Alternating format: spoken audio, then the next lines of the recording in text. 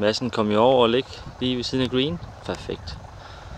Nu er det Champion, der skal til at slå. Han er meget nervøs for slag, for det er ikke svært slag over her.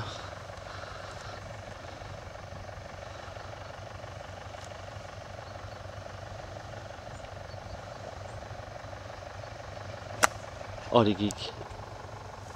Ej. Han endte desværre dernede. Endnu en bold mistet. Så er det Fætter Højvinds tur.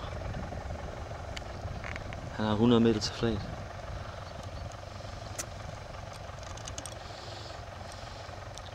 Det bør absolut være muligt.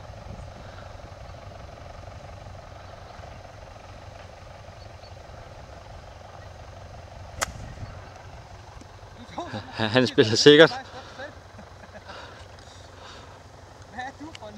Cirka 40 meter hen.